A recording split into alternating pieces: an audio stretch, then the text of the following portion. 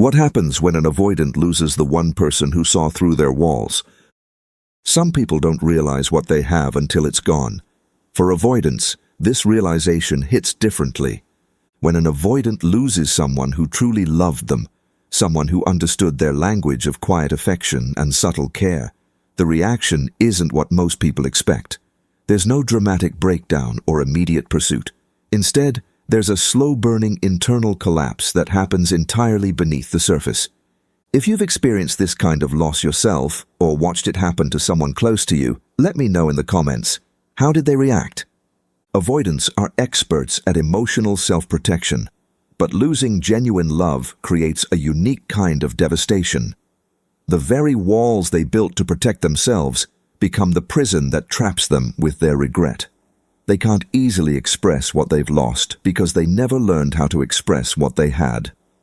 The cruelest irony is that avoidants often don't fully appreciate the depth of someone's love until that love is no longer available.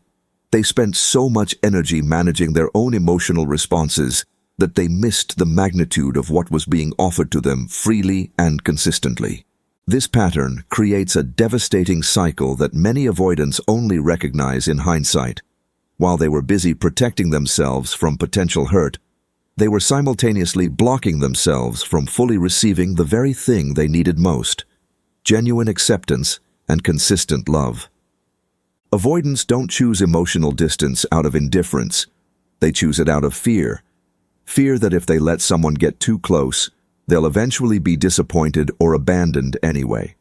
So they maintain just enough distance to feel safe, never realizing that this safety is preventing them from experiencing true intimacy.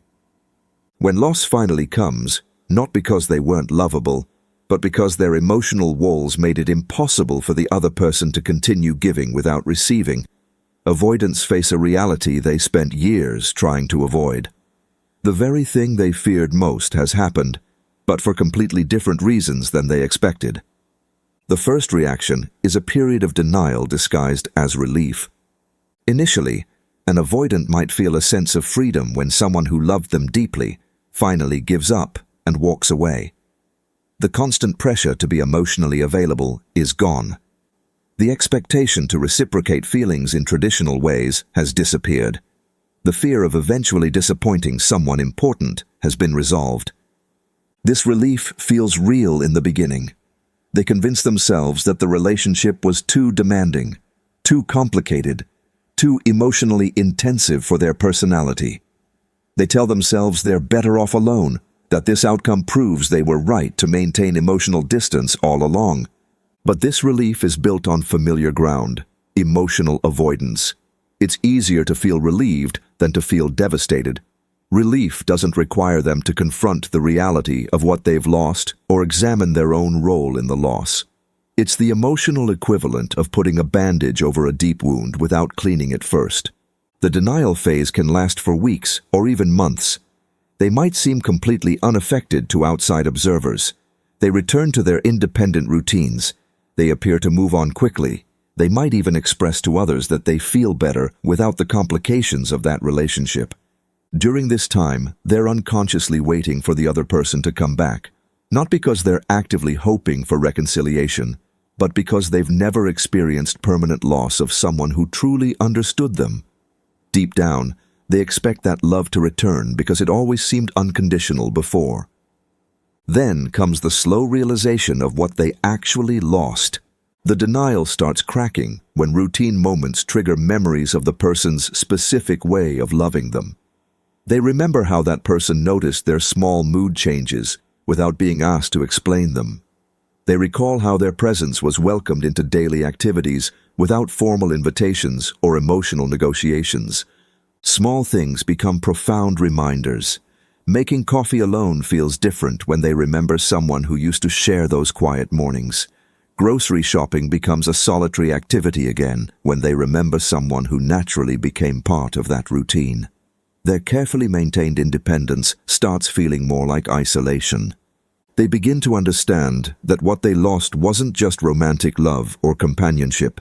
They lost someone who had learned to love them in their own language, someone who appreciated their practical way of showing care, someone who found meaning in their subtle gestures instead of waiting for dramatic declarations. This realization is particularly painful because it highlights how rare that kind of understanding actually is. Most people want avoidance to change, to become more emotionally expressive, to love in conventional ways. But this person had learned to receive love through actions, consistency, and quiet devotion. The magnitude of this loss becomes clear gradually. They start to recognize that finding someone else who will love them so specifically, so patiently, so completely within their emotional comfort zone is unlikely. They begin to understand that they didn't just lose a relationship, they lost their best chance at being fully accepted for who they actually are. Next comes the internal emotional chaos they can't express to anyone. Avoidants experience grief differently than most people. They don't have emotional breakdowns or seek comfort from friends. Instead, they experience a kind of internal emotional storm that has nowhere to go because they lack the tools to process or express it effectively. The grief gets trapped inside their carefully controlled emotional system. They feel the loss intensely, but have no healthy way to release or share these feelings. They might experience physical symptoms, sleep problems, appetite changes, restlessness, without connecting these issues to their emotional state. This trapped grief creates a unique kind of suffering. They're mourning not just the loss of the person, but also mourning their own inability to have loved that person properly while they had the chance. They're grieving missed opportunities for deeper connection that they sabotaged with their own emotional limitations. The regret becomes overwhelming in private moments. They replay conversations where they could have been more open. They remember instances where the other person was clearly asking for emotional reassurance that they failed to provide. They recognize all the ways their self-protection prevented them from fully receiving or reciprocating the love that was offered. But they have nowhere to take these feelings. They can't call friends to process their emotions because they've never established those kinds of relationships. They can't reach out to the person they lost because they burned that bridge with their emotional unavailability. They're stuck carrying this pain alone, which is exactly what they thought they wanted before they understood what it actually meant. They begin obsessively analyzing the relationship in retrospect.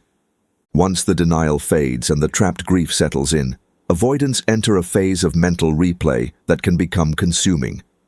They start examining every detail of the lost relationship with the clarity that only comes after it's too late to act on that understanding. They remember specific moments when the other person tried to connect on a deeper level, and they deflected or withdrew.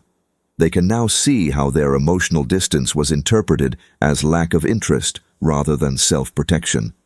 They recognize patterns of behavior that they couldn't see while they were living them.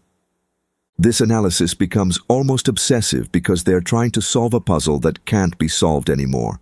They want to understand exactly how they failed to appreciate what they had, so they can make sense of their current pain. But this understanding only makes the loss feel more tragic because it highlights how preventable it was.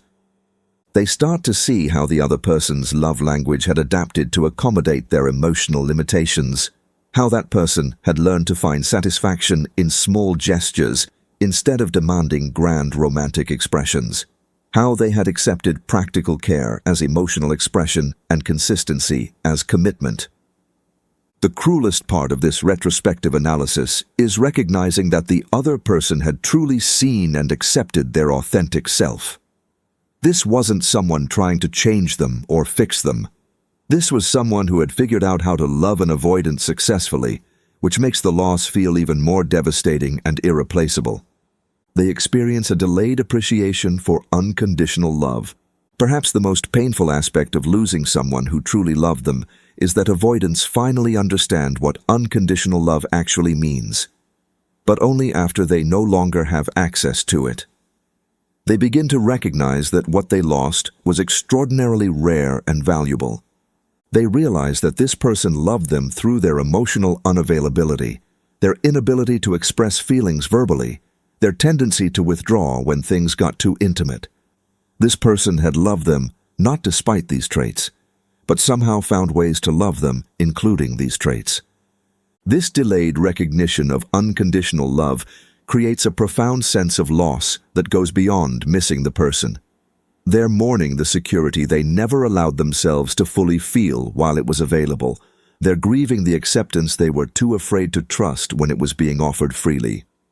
The irony becomes clear. They spent the entire relationship protecting themselves from the vulnerability of being fully loved, only to discover after it's gone that being fully loved was exactly what they needed most. Their self-protection prevented them from experiencing the very thing that could have healed their need for self-protection. They begin to understand that this person's love wasn't conditional on their emotional growth or change. It wasn't dependent on them becoming more expressive or romantic.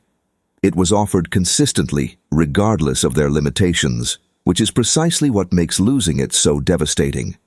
The final stage is often profound regret mixed with emotional paralysis. Eventually, avoidants reach a point where they fully comprehend what they've lost and want desperately to repair the damage.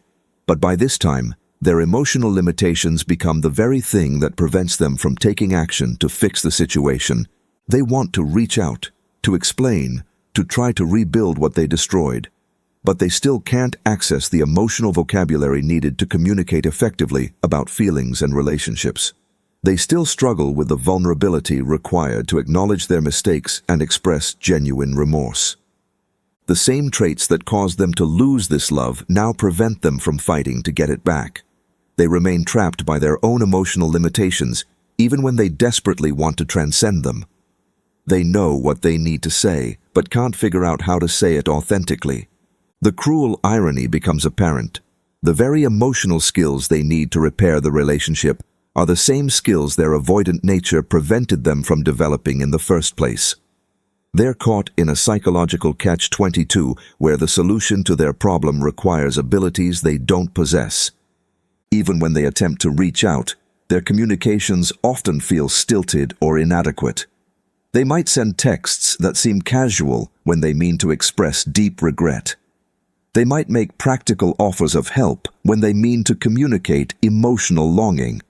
Their attempts at vulnerability often get filtered through their comfort zone of practical action, which rarely conveys the full depth of their internal experience.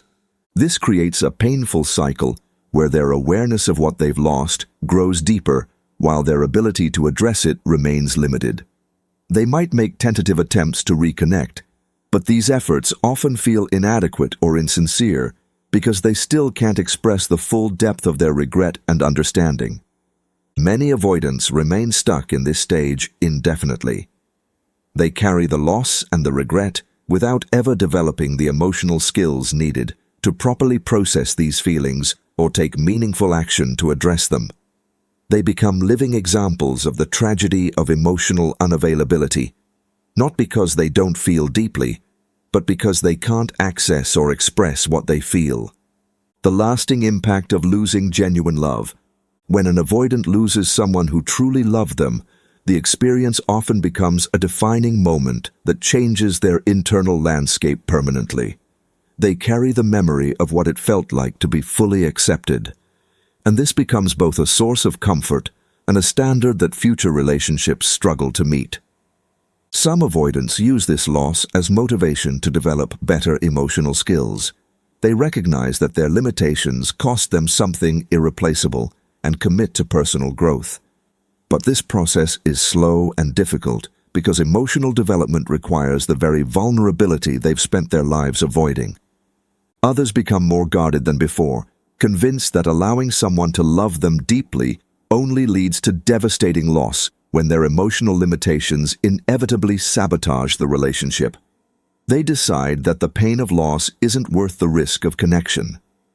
The most tragic outcome is when avoidants recognize what they've lost, but remain unable to change the patterns that caused the loss. They become stuck in a cycle of regret and self-protection that prevents them from either healing from the loss or opening themselves to new love. But sometimes, losing someone who truly loved them becomes the catalyst that finally motivates an avoidant to confront their emotional limitations. The pain of loss becomes greater than the fear of vulnerability, and they begin the difficult work of learning to love more openly. The experience teaches them that emotional self-protection has costs they never fully calculated, that their independence came at the price of intimacy, that their fear of vulnerability prevented them from fully receiving one of life's greatest gifts, being truly known and loved by another person. Have you witnessed or experienced this kind of loss in a relationship with an avoidant? Let me know in the comments how this dynamic played out in your situation. If this helped you understand the complex internal experience of avoidant loss, like this video and subscribe for more insights about attachment styles and relationship patterns. Thanks for watching.